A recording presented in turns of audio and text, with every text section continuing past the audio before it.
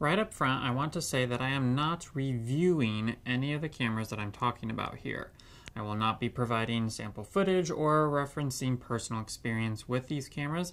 If you are looking for that kind of content, there are some fantastic videos I've seen on that already out there, and I'm sure you have too. Think of this more of a buyer's guide that will hopefully be a help to you as you go back and forth considering whether to go with the C70 or C300 Mark III or the C80 or C400.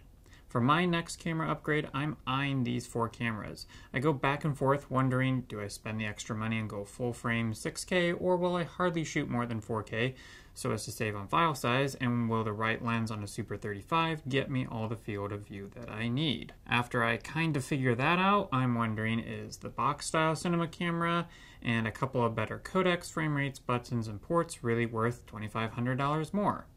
Talking through and answering these questions is what this video is for, so let's dig in. Let's talk about budget first. At the time of the release of the C80 and C400, these cameras are $1,000 more expensive than the C70 and C300 Mark III respectively when purchased new. I can of course find used models of the C70 and C300 Mark III for even less, especially the C300 Mark III, but if these cameras will truly last me 10 or even 20 years, $1,000 is absolutely nothing. When it comes to budget, what I really need to consider is the cost in lenses.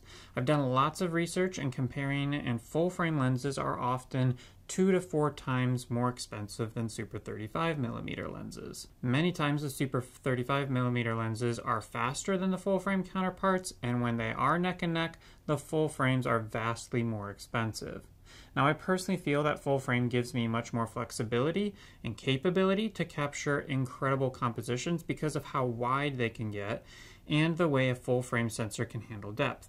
But I've been trying to pay more attention to my current shooting practices and identify what focal length I tend to film in to tell me how many lenses and what focal lengths I will need to get with my camera and how much more a full frame system would cost compared to a Super 35mm system. When I consider how many really nice lenses or lens kits I can get in Super 35 to go with a C70 or C300 Mark III compared to a full frame with only one lens, the difference is pretty astounding. When it comes to the cost, the question is, are the features of the full frame that the Super 35mm doesn't have truly something I would use, or would I end up filming on a C80 or C400 in ways that it could have done just as well in the other system? Let's get into that by starting with resolution.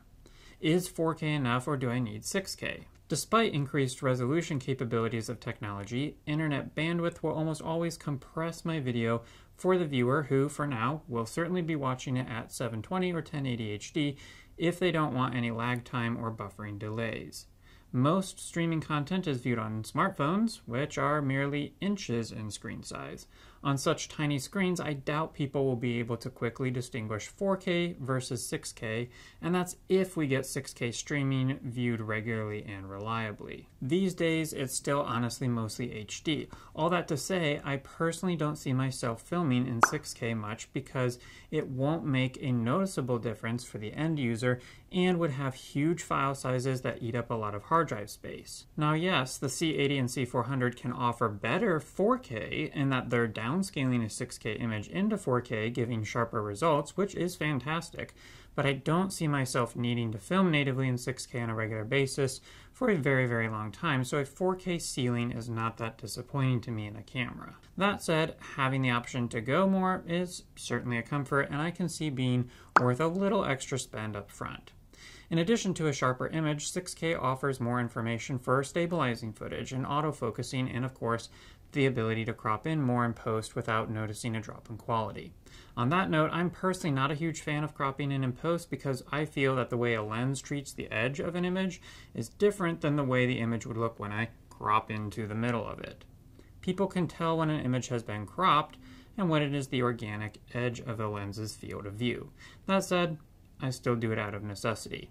But better stabilization ability and autofocusing power is something I certainly use on a regular basis, and the greater resolution here would help. How about full frame versus Super 35?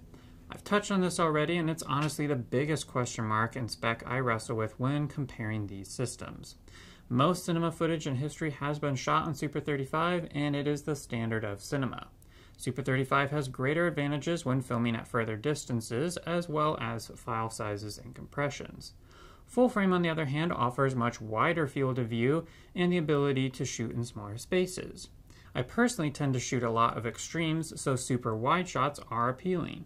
I can't tell you how many times I've tried to move backward to get a little bit more into my frame, only to bump into a wall or something and realize that the wide field of view I was hoping to get is not going to be possible.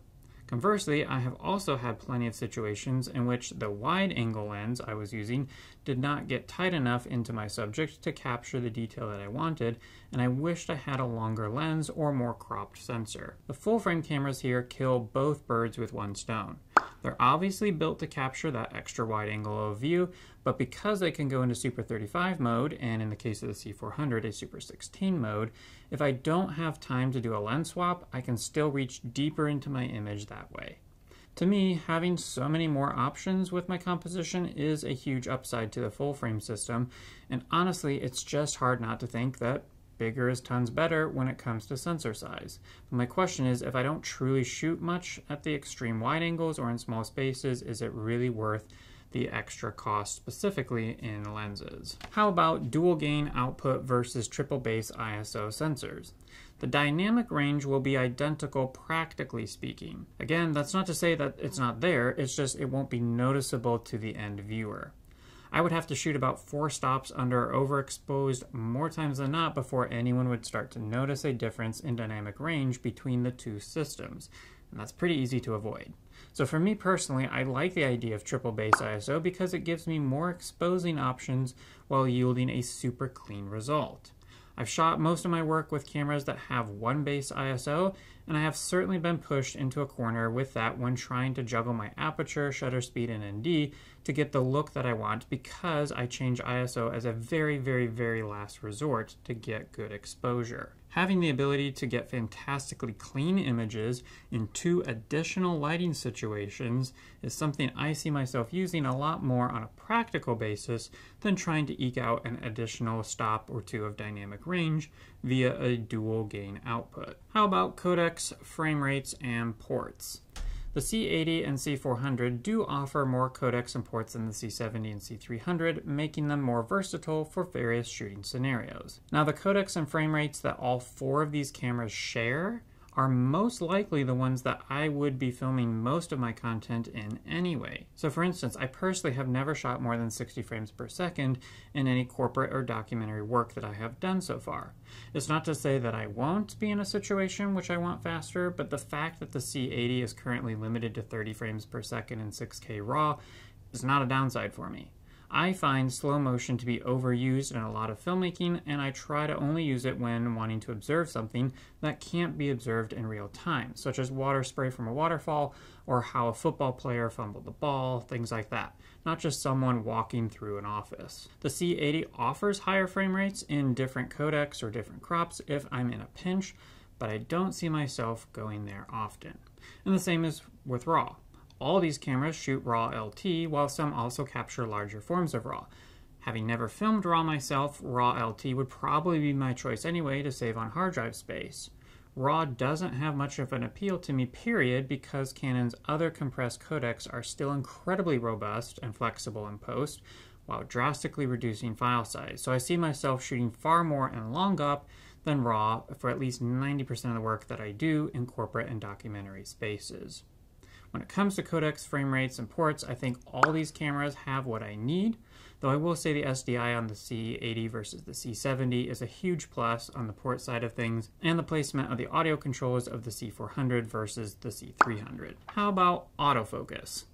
The autofocus capabilities out of the C80 and C400 are better than the C70 and C300 because they utilize the entire sensor rather than just 80% of it. That said, all 4 cameras feature reliable enough autofocus for most situations.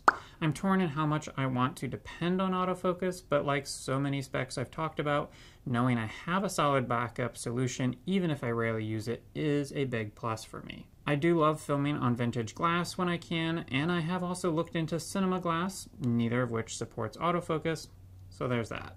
The C80 and C400 are far more feature-rich in terms of the number of video outputs they offer, lens compatibility, multi-camera setups, and networking, but again, I think this is more about ticking boxes for more kinds of use cases rather than something that I personally might find myself utilizing. Finally, the C80 and C400 offer hot shoe mounts and wireless control of the camera via an app for iPhone.